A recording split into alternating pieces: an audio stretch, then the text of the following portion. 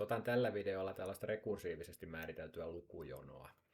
Eli tehtävänä olisi todistaa analyyttinen kaava tällaiselle lukujonolle, jossa ekaksi termiksi on annettu 2 ja siitä seuraava saadaan aina edellisestä näin, että kerrotaan 3 ja plussataan 5. Eli yleisesti ottaen on hankalaa niin kuin mennä tästä rekursiivisesta muodosta tähän analyyttiseen muotoon.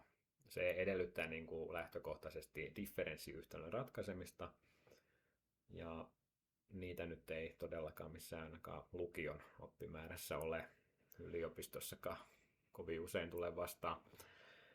Eli se on hankala niin kuin lähtökohtaisesti tehdä, mutta jos meillä on annettu tämä ehdokas tässä, niin sitten me voidaan aika helposti induktiolla todistaa tämä, että näin tosiaan on. Yksi lähestymistapa toki voisi olla myös, että jos tätä ei olisi annettu, niin sitten laskee näitä muutaman ja sitten yrittää arvata siitä sen rakenteen ja sitten todistaa sen. Mutta nyt meillä on annettu tämä ehdokas tähän ihan valmiiksi, niin sitten meillä riittää se induktio. Me voidaan nyt kuitenkin malliksi tässä laskea ihan muutama tuosta noita ekoja termejä, eli ihan vaan palauttaaksemme mieleen, miten se rekursiokaava toimii. Eli A1 on 2, se oli annettu. Niin sitten me voidaan laskea sieltä seuraava, eli se saadaan sitten tästä jälkimmäisestä osasta, eli nyt jos mä laitan nx2, niin se tarkoittaa, että se saadaan silleen, että 3 kertaa A1 plus 5 lasketaan sieltä. Eli 3A1 plus 5, ja nythän meillä oli sitten A1 oli 2, eli tästä tulee sitten 3 kertaa 2 plus 5, eli 11. Sitten A3, niin se saadaan sitten taas niin, että se on 3A2 tuon rekursion mukaan plus 5. Ja nyt A2 oli sitten tässä edellä laskettu, se oli 11. Eli sieltä näyttäisi tulevan sitten 33. No okei, mä kirjoitan vielä 3 kertaa 11 plus 5, eli 33 plus 5, eli 38. Ja sitä rataa sitä voisi sitten jatkaa. Niin nyt voidaan ihan huviksemme tässä nyt tarkistaa, että onko tämä kaava tosiaan näin, kun näyttäisi tässä lukevan. Eli jos mä nyt laitan n paikalle 1, niin sen pitäisi täsmätä siinä tilanteessa. 3 potenssiin 2 tulee tänne, ja se on 9, sitten vähennetään 5, se on 4, ja sitten jaetaan 2, niin tulee 2. Eli kyllä kaava näyttäisi toimivan ainakin silloin, kun n on 1. Entä sitten jos n on 2, niin saadaanko me 11? Katsotaan se. Eli 3 potenssiin 3 tulee, se on 27, vähennetään 5, 22 ja jaetaan 2, eli tulee 11. No niin, hyvältä näyttää, eli ainakin tehtävässä on annettu oikea lauseke siihen, jota sitten lähdetään todistamaan. Hyvä vaan tehdä tämmöisiä tarkistuksia aina omaksi ilokseen, että huomaa, että homma toimii. Niin, miten tämä nyt sitten induktiolla todistetaan? Niin, otetaan tähän tämä väite nyt sitten, että an on 1 kahdessa 3 potenssia n plus 1 miinus 5. Niin induktio todistuksessa on aina 2 pääkohtaa, eli ekassa me todetaan se pätevyys siinä perustapauksessa, eli arvolla n on 1. Eli me halutaan osoittaa siis, että ensinnäkin, että se pätee jossakin tapauksessa. Ja sitten toisessa kohdassa me halutaan osoittaa se, että jos se pätee jossakin tapauksessa, niin se pätee sitten myös seuraavassa tapauksessa. Eli siis tapauksella nyt viitataan tähän indeksiarvoon aina. Eli niistä yhdessä seuraa se, että se pätee itse asiassa kaikilla luonnollisilla luvuilla, kun se on vahvistettu siellä perustapauksessa 1. Eli tämä eka vaihe on se, mikä me jo itse asiassa tuossa tehtiin, eli me todettiin, että kaava pätee, kun n on 1, eli kirjoitetaan se nyt sitten tähän. Kaava pätee, kun n on 1, sillä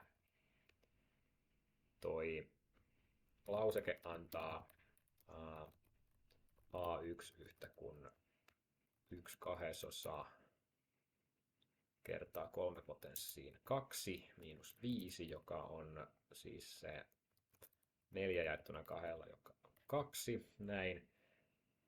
Ja sitten määritelmän mukaan myöskin A1 oli 2. Eli tässä pitää koko ajan muistaa se, että tämä on se meidän määritelmä, ja tämä on sitten vasta väitetty ominaisuus. Eli tämä on se, niin kuin mikä se lukujono on. Tässä kerrotaan se informaatio, josta meidän pitää osoittaa, että siitä seuraa tämä. Noin. Eli tämä oli nyt se perusaskel. Niin sitten tehdään induktio-oletus. Eli niin oletetaan, että se kaava pätee nyt jollakin n-arvolla. Eli tehdään tähän induktioaskel, eli oletetaan, että an on tuo 3 potenssia n plus 1 minus 5 jaettuna 2 jollakin n-llä.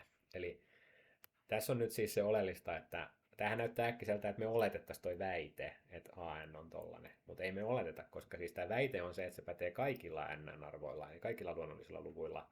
Nyt me oletetaan, että se pätee jollakin yksittäisellä luonnollisella luvulla, ja halutaan tästä lähtien sitten osoittaa, että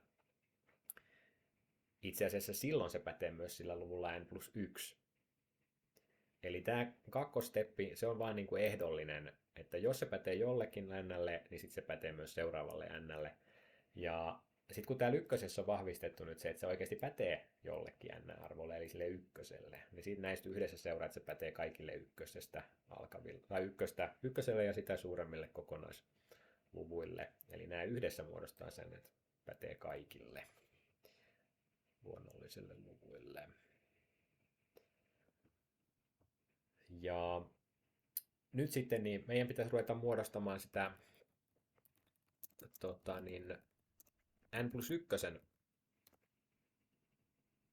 lauseketta sitten tämän oletuksen pohjalta. Eli nyt toki, niin jos me katsotaan, että n plus 1 pitäisi kirjoittaa, niin meidän pitää käyttää siis lukujonon määritelmää, koska se on se ainut, mitä me voidaan siitä sanoa. Eli se oli näin, että 3 kertaa edellinen termi plus 5. Eli nyt jos me laskee n plus 1 termiä, niin se on 3 kertaa n plus 5 sitten. Ja nyt me voidaan käyttää sitten sitä induktio-oletusta. Eli kirjoitetaan tähän, että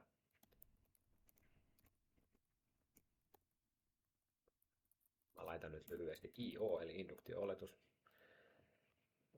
Ei ole standardin merkintä, mutta ymmärretään nyt tässä yhteydessä sitten ja muistetaan, että se tarkoittaa sitä. Niin 3 kertaa tämä, koska mä nyt oletin induktio-oletuksena, että se pätee nyt sillä yksittäisellä n-arvolla. Niin me saadaan, että 3 kertaa 1/2 3 potenssiin n plus 1 minus 5. Ja toi on siis 3 kertaa eikä mikään 3,5.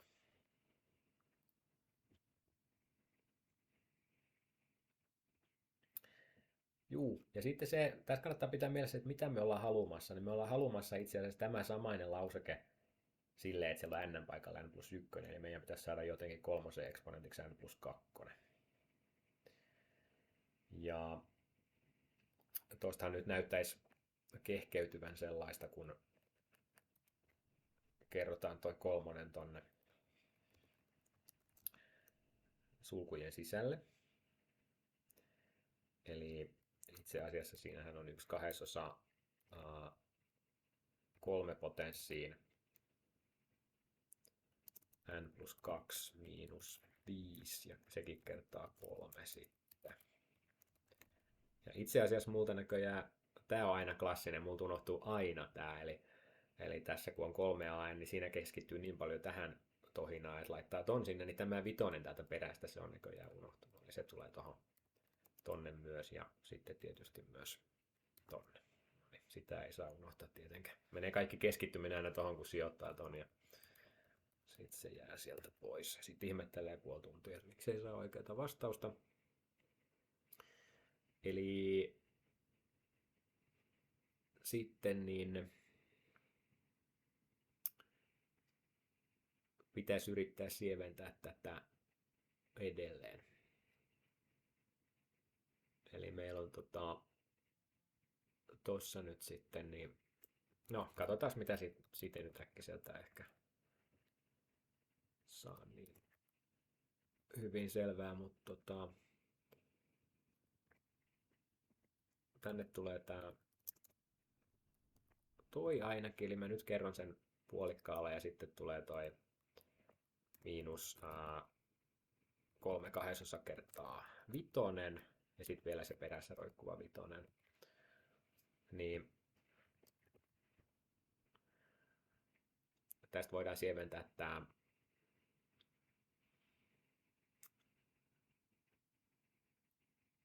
loppuosa, eli jos mä lasken tuosta 1,5 kertaa 5, itse asiassa vähennän sen 1,5 kertaa 5 vitosesta, niin sehän menee silloin puolikkaan verran niin kuin miinuksella, eli siis -5/2 tulee sieltä, eli vitosesta vähennetään niin kuin 1,5 kertaa se luku 5 itse. No voisin nyt ajatella tietysti ehkä niin kuin ihan laskemallakin, eli 15/2, joka on siis 7,5, niin se on -7,5, niin sitten se vähennetään sieltä vitosesta, eli 5 - 7,5, niin se menee -2,5, eli -5/2. Eli näin me saadaan, että 3 plus 2 jaettuna 2 ja miinus sitten 5/2. No joo, no sehän on nyt sitten tämä justiinsa, eli otetaan se vielä tuohon toi puolikas yhteiseksi tekijäksi, niin huomataan, että näin. Saatiin just tämä sama kaava kuin tässäkin, mutta tapauksessa, että n+1 oli siellä. Eli toisin sanoen me oletettiin, että se pätee jollakin n-arvolla, ja siitä seurasi sitten lukujonon määritelmän mukaan, että se pätee myös siellä tapauksessa n+2. Eli tämän kakkoskohdan anti oli siis tämä, että jos kaava pätee luvulla n, niin sitten pätee myös luvulla n+1. Eli sitten kohdista 1 ja 2 seuraa induktioperiaatteen mukaan, että kaava pätee kaikilla luonnollisilla luvuilla n. Eli tämä oli tosiaan tämmöinen esimerkki induktiotodistuksen soveltamisesta rekursiivisen lukujonon analyyttisen lausekkeen määrittämiseen. Se oli annettu ehdokas siinä, tai se oikea kaava annettu, ja sitten se riitti, että se todistetaan. Eli tässä pitää nyt huomata, että ei todellakaan ole niin kuin mikään käyttökelpoinen menetelmä, jos pitää niin kuin johtaa se kaava, että se on niin kuin oma teoriansa sitten. Eli tarvittaisiin niitä differenssiyhtälöitä tai sitten arvaamista. Näin. Tämmöinen esimerkki tällä kertaa.